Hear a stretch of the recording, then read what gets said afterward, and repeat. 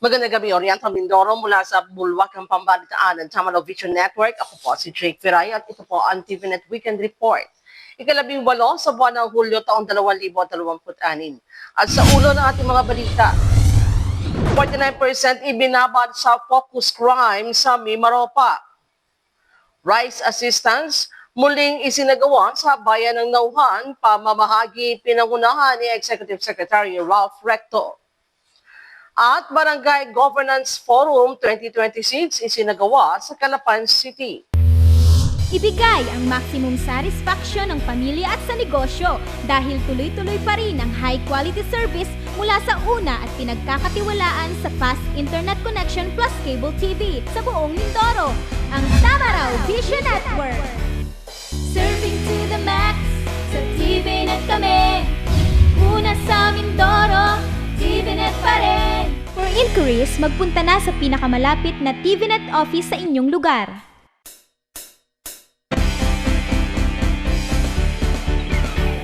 At sa detalye na ating mga balita, nagtala ang Police Regional Office Mimaropa na malaking pagbaba sa kriminalidad sa unang 2 buwan ng panunungkulan ni Regional Director Police Brigadier General Christopher de la Cruz, kung saan bumaba ng 48.63% ang mga tinatawag na focus crimes kumpara sa kaparehong panahon nakaraang taon. Nagtala ang Police Regional Office Mimaropa na malaking pagbaba sa kriminalidad sa unang 2 buwan ng panunungkulan ni Regional Director Police Brigadier General Christopher de la Cruz, kung saan bumaba ng 48.63% ang mga tinatawag na focus crimes kumpara sa kaparehong panahon nakaraang taon. Batay sa datos ng PRO Mimaropa mula May 8 hanggang July 6, 2026, bumaba sa 94 na kaso ang naitalang focus crimes mula sa 183 kaso nakaraang taon.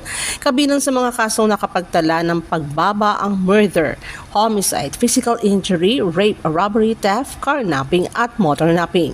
Naitala rin ang 11.2% na pagbaba sa kabuang bilang ng mga insidente ng krimen sa rehiyon mula 944 na kaso patungong 814 kaso.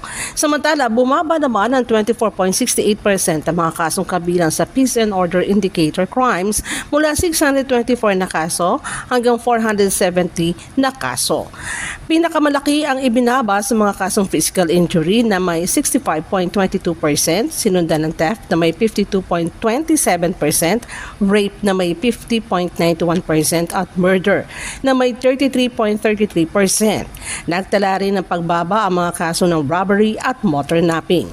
Ayon kay Police Brigadier General de la Cruz, ang positibong resulta ay bunga ng mas pinaigting na pagpapatupad ng framework for integrated government of humanitarian assistance and tackling of crimes of fight crimes na sinuportahan ng deployment and location cross-innovation strategy.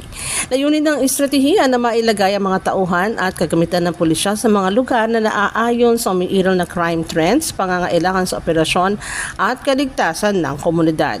Sinabi rin ni de la Cruz na ang bawat pagbaba ng bilang ng krimen ay nangangahulugan ng mga pamilyang nailigtas sa posibilidad na maging biktima ng krimen. Ipiniwalag din opisyal na ang Fight Crimes Framework ang nagsisibing pangunahing gabay ng PRO Mimaropa sa pagpigil sa krimen sa pamamagitan ng mas pinigting na police operations, mas malawak na police visibility at aktibong pakikilahok sa komunidad. Samantala, pinangunahan ni Calapan City Mayor Doy Siliacho ng pagbubukas ng Barangay Governance Forum 2026 na isinagawa nitong July 16 sa Calapan City Convention Center bilang bahagi ng pagpapalakas sa kakayahan ng mga opisyal ng barangay at sangguniang kabataan sa mahusay na pamamahala at paghahatid ng serbisyo sa publiko. Pinangunahan ni Calapan City Mayor Doy Siliacho ang pagbubukas ng Barangay Governance Forum 2026 na isinagawa nitong July 16 sa Calapan City Convention Center bilang bahagi ng pagpapalakas sa kakayahan ng mga opisyal ng barangay at sangguniang kabataan sa mahusay na pamamahala at paghahatid ng serbisyo publiko. Dumalo rin sa programa sina City Vice Mayor Bim Ignacio kasama ang miyembro ng sangguniang panlungsod, Department of Interior and Local Government, DLG, Calapan City Local Government Government Operations Officer Eufrasio Forones Jr., City Administrator Angel Navarro at City Planning and Development Coordinator Joselito Bautista, kasama ang iba pang mga opisyal ng lokal na pamahalaan. Sa kanyang mensahe, nagpasalamat si Mayor Lea Chon sa mga opisyal ng barangay sa kanilang aktibong pakikiisa sa programang Maayos sa Bayan Sigurado. Hinikayat din niya ang mga ito na ipagpatuloy ang tapat at mahusay na paglilingkod upang higit pang mapaunlad ang kanilang mga pamayanan. Ayon sa alkalde, mahalaga ang patuloy na pagsasanay at mapalawak ang kaalaman ng mga opisyal ng barangay upang makatiyak sa epektibong pagpapatupad ng mga programa at serbisyong inilaan para sa mga mamamayan.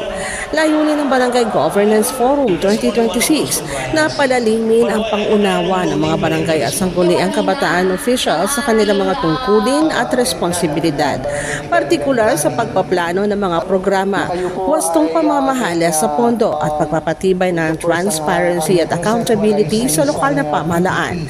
Binigyan diin ni DILG Carapan City Local Government Operations Officer Eufrasio Forones Jr. ang layunin ng forum na higit pang mapalakas ang kakayahan ng mga opisyal ng barangay sa mahusay na pamamahala at maayos sa paggamit ng pondo ng pamahalaan.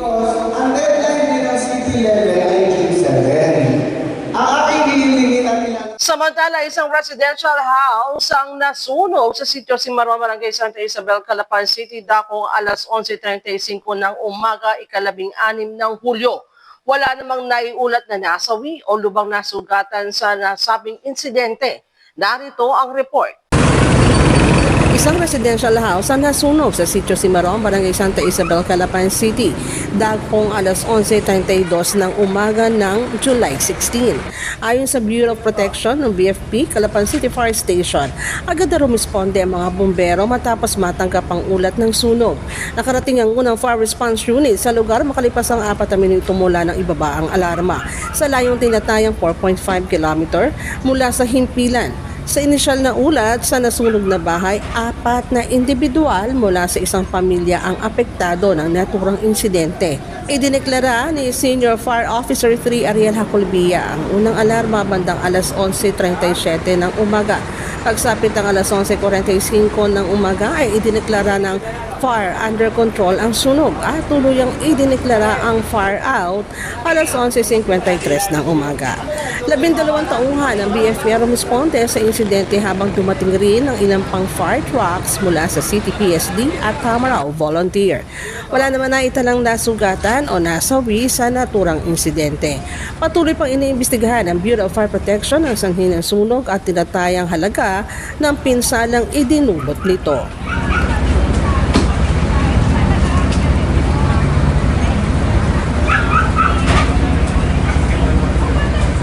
Pagbabalik mo ang TV Net Weekend Report, makalipas lamang ang ilang paalala.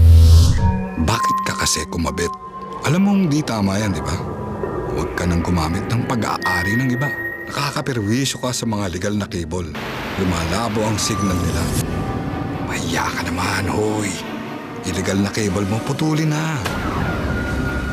Ano, gusto mo bang umabot pa sa kulungan? Umiwas ka na sa gulo tsaka skandalo. Huwag maging kabit. Magpakabit ng tama ngayon. Supported by PCTA. Good news po para sa lahat ng subscribers ng Cable TV at Cable Internet. Naisa batas na po ang Anti-Cable Television and Cable Internet Tapping Act of 2013.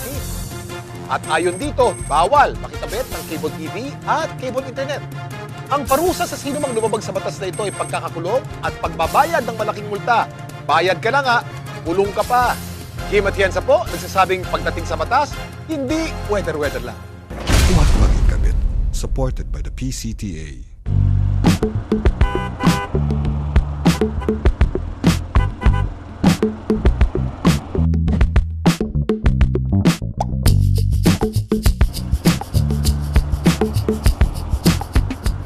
Ibigay ang maximum satisfaction ng pamilya at sa negosyo dahil tuloy-tuloy pa rin ang high-quality service mula sa una at pinagkakatiwalaan sa fast internet connection plus cable TV sa buong Mindoro, ang Tamarao Vision Network.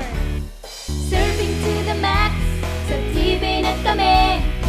Una sa Mindoro, TVNet pa rin. For inquiries, magpunta na sa pinakamalapit na TVNet office sa inyong lugar.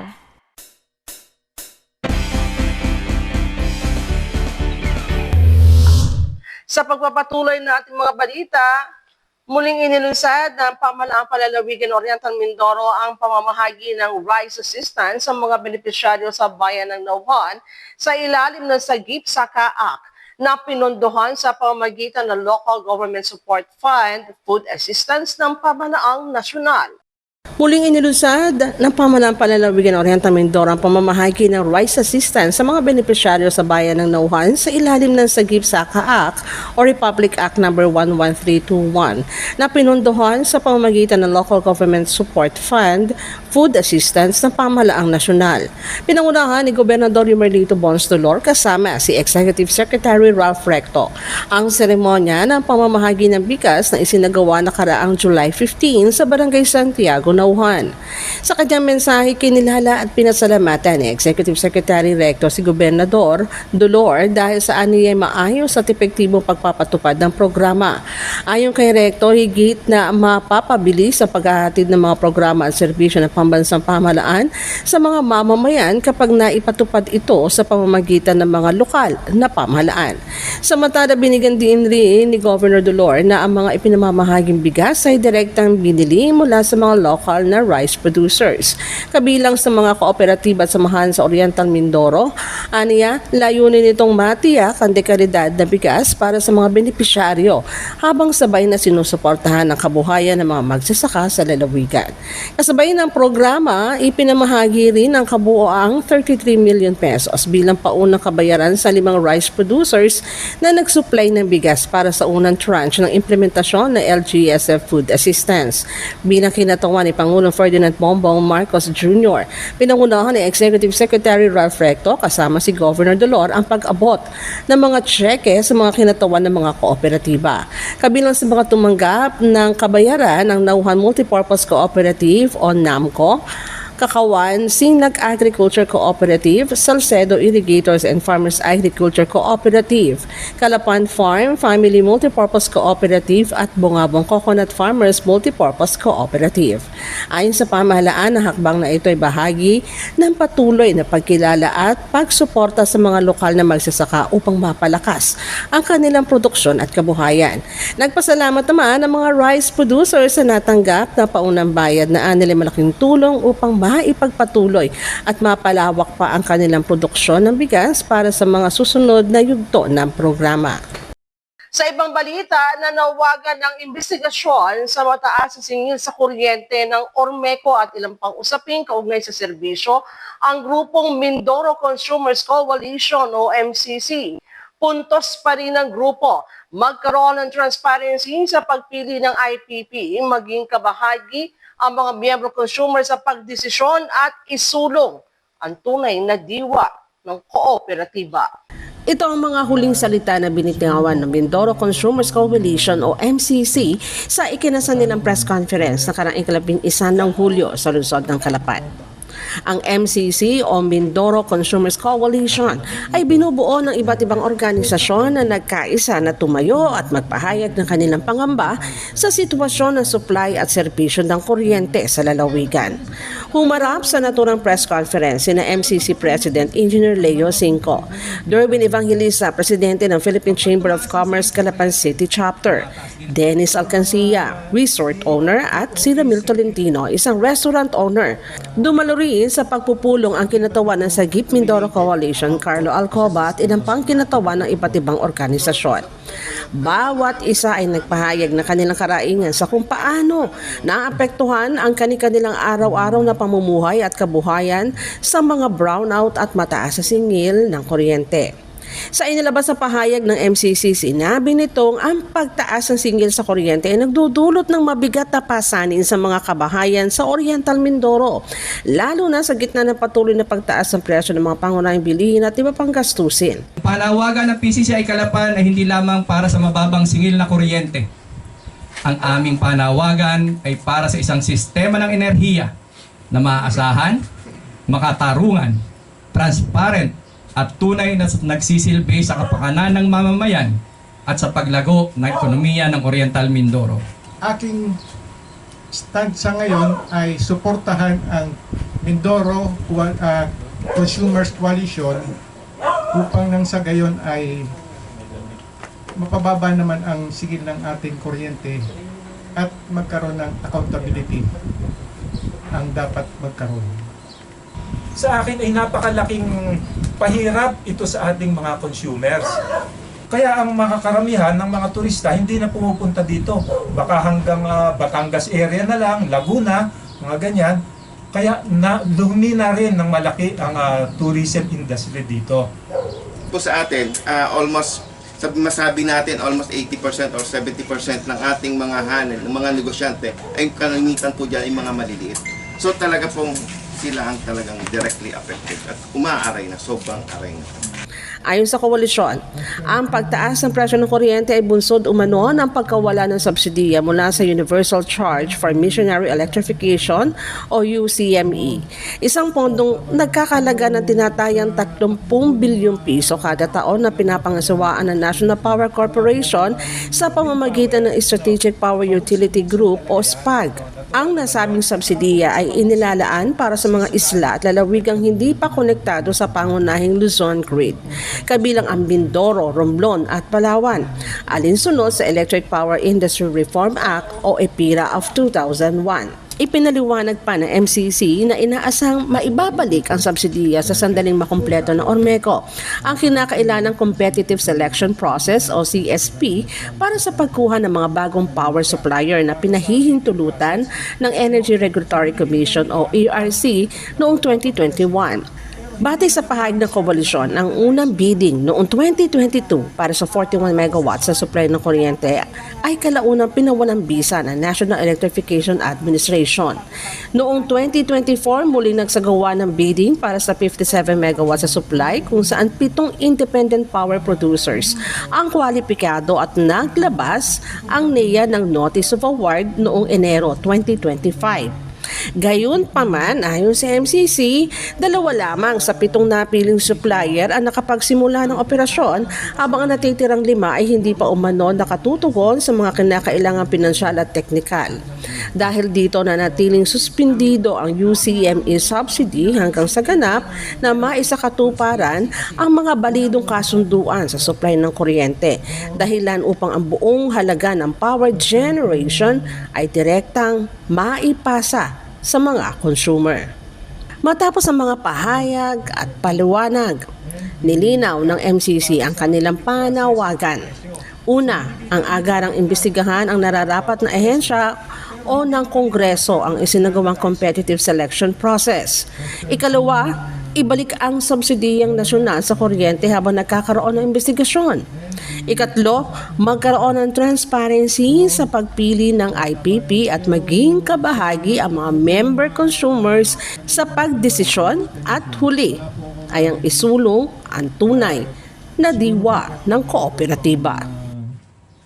Sa kaugnay pa ring balita, bukas rin ang Mindoro Consumers Coalition na humarap sa mga sanggunian at iba pang institusyon upang ihayag ang kanilang karaingan. Kamakailan na nila nakaharap na nila ang mga miyembro ng Liga ng mga barangay sa lungsod ng Calapan kung saan ay nakiisa sa kanilang karaingan at nagpahayag ng suporta ang grupo.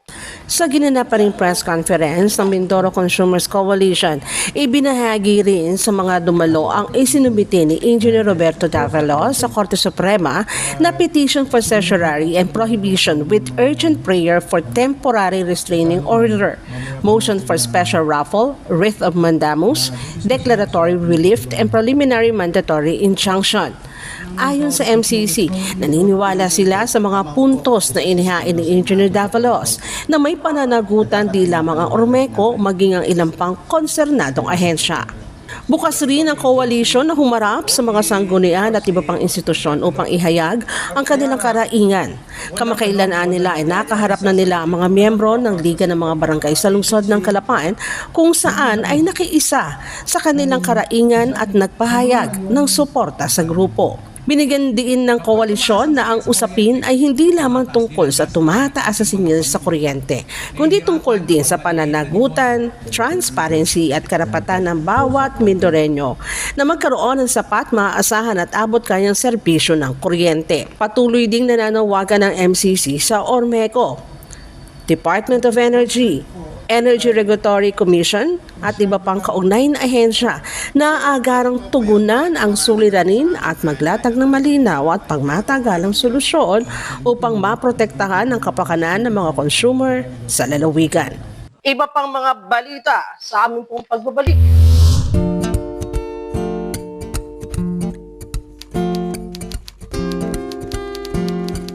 Inday, pakiligpit nga itong mga kinalat ng mga bata. Noon, gusto ko makapag-aral. Pero walang oras dahil full-time ang trabaho ko. Pero ngayon, dahil sa online classes ng Solar Learning at DepEd Alternative Learning System, natupad na ang pangarap kong makapag-aral. Good day, ka-learners! Welcome to another episode. Hindi ko na kailangan pumasok sa eskwelahan. Nakakapag-aral ako sa oras na gusto ko. Anytime! Nagkaroon ako ng second chance sa pag-aaral. At dahil recognized ito ng DepEd, sigurado ako sa diploma. This lesson, You should be able to. you learned about the persons. Sa wakas, matatapos ko na ang high school ko. Ay, salamat din nga pala kay ate. Ina-sponsor niya ako na ma-enroll sa Solar Learning.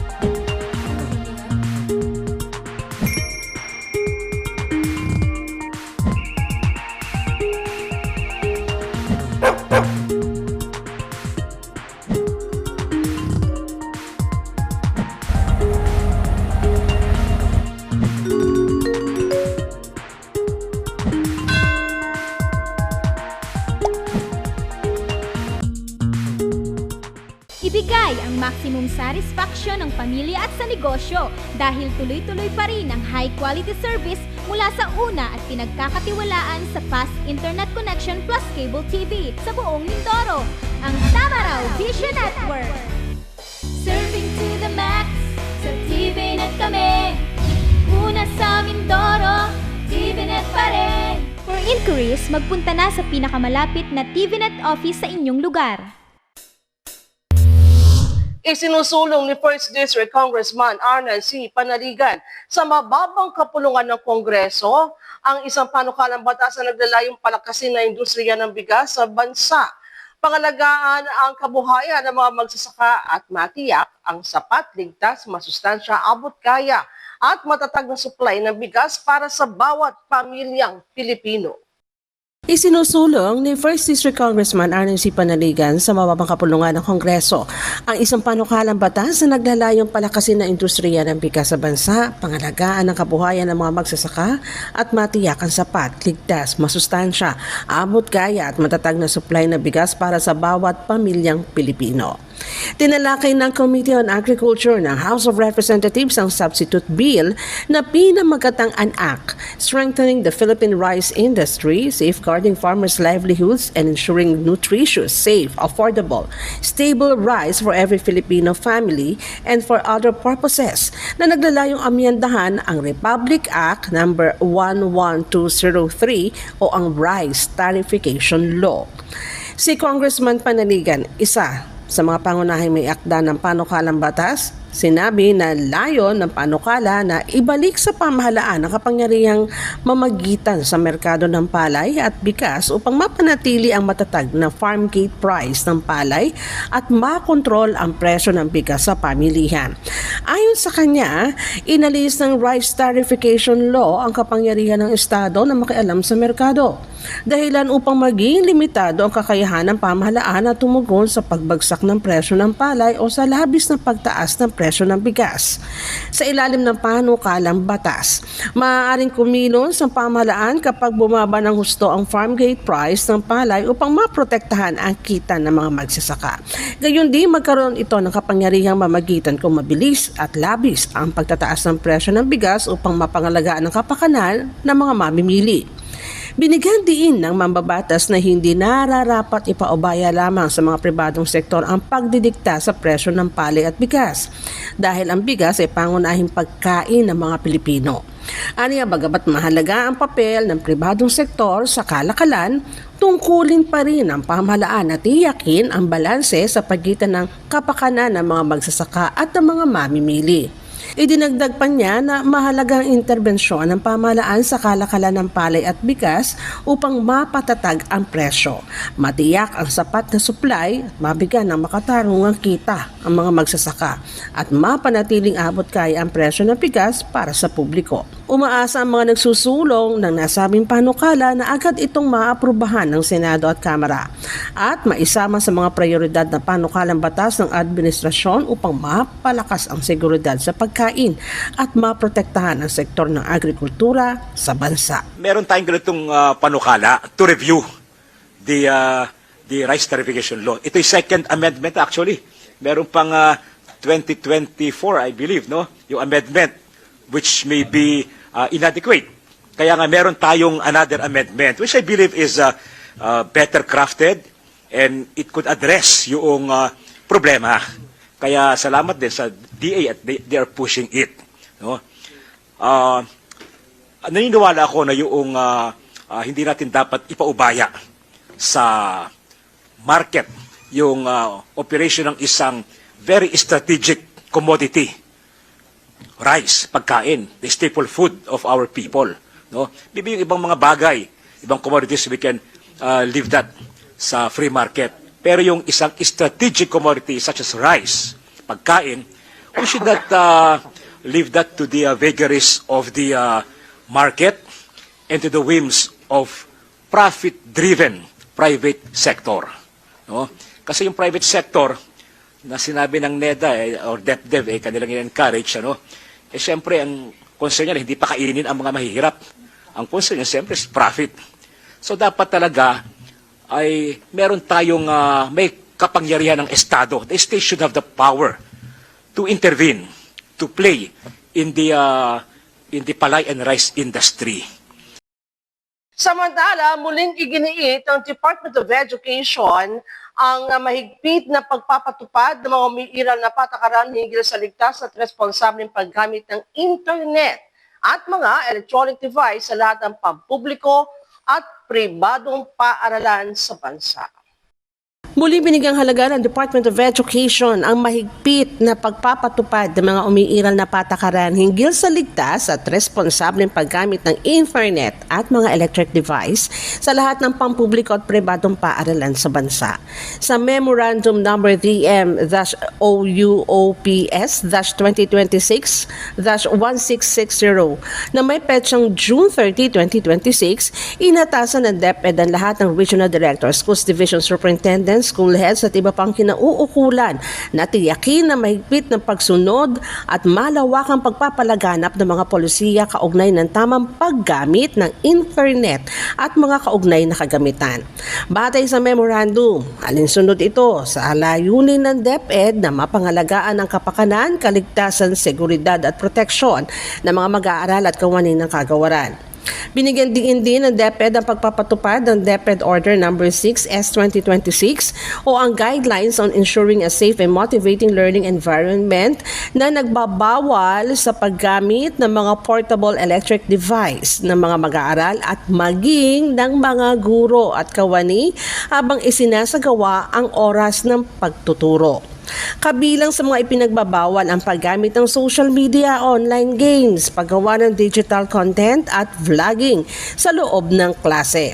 Gayunpaman, pinapayagan ang paggamit ng mga naturang kagamitan sa mga pagkakataong may kaugnayan sa pagkatuto, gaya ng pag-access sa mga educational platform, digital learning resources at autorisadong online collaborative activities.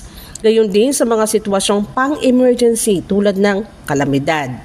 medikal na insidente at iba pang usaping may kinalaman sa kaligtasan. Iginiit ng DepEd ang kalagahan ng whole of society approach sa paggabay sa mga mag-aral.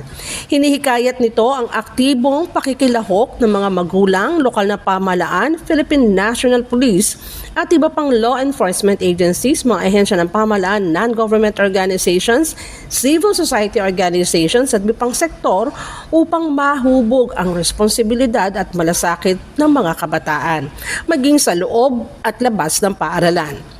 Bilang bahagi ng direktiba, inatasan ang lahat ng field offices at mga paaralan na paigtingin ang kampanya sa ligtas at responsableng paggamit ng internet at mga kaugnay na electric device upang higit na mapalawak ang kamalayan ng mga mag-aaral, magulang at iba pang stakeholder hinggil sa tamang paggamit ng teknolohiya.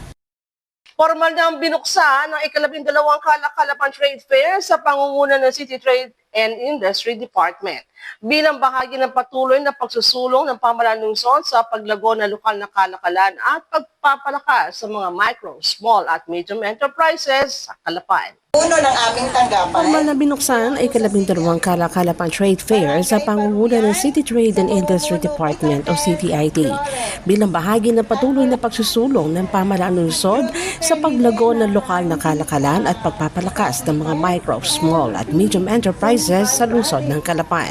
Pinangunahan ni John Lines, officer in charge ng CTID, ang pagbubukas ng trade fair na naglalayong itampok ang husay, pagkamalikhain at kalidad ng mga produktong likha ng mga lokal na negosyante, gayon din ang pagbibigay ng mas maraming oportunidad upang mapalawak ang kanilang merkado at mapalago ang kanilang kabuhayan. Nakiisa rin sa makabuluhang programa si Department of Trade and Industry Mimaropa Regional Director Amormio Joey CJS Benter na nagpahayag ng patuloy na suporta ng ahensya sa mga programang nagpapalakas sa sektor ng kalakalan at industriya sa rehiyon. Naisakatuparan na Natural Trade Fair sa suporta ng pamahalaan lungsod ng Calapan sa pamumuno ni City Mayor Doy Ciliachon, katuwang si Vice Mayor Bin Ignacio, bilang bahagi ng mga inisyatiba naglalayong isulong ang lokal na ekonomiya at lumikha ng mas maraming pagkakataon para sa mga negosyante ng lungsod. Higit pa sa isang pamilihan ng mga produkto, nagsisilbing mahalagang plataporma ang Kalakalapan Trade Fair upang maipakilala ng mga Kalapenyong negosyante ang kanilang mga produkto sa mas malawak na merkado, makabuo ng bagong ugnayan sa mga mamimili at mga katuwang na negosyo, at mapalakas ang kanilang kakayahang makipagkumpetensya sa industriya.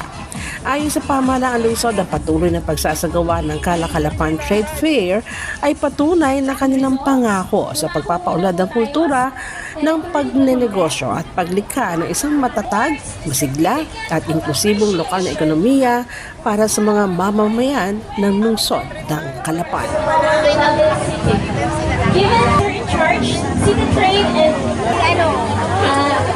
Maaari nyo rin kaming mapanood sa YouTube. I-type tawag po ang TVNet Newsline. Bisitahin at i-like rin namin Facebook page, Newsline Channel 10.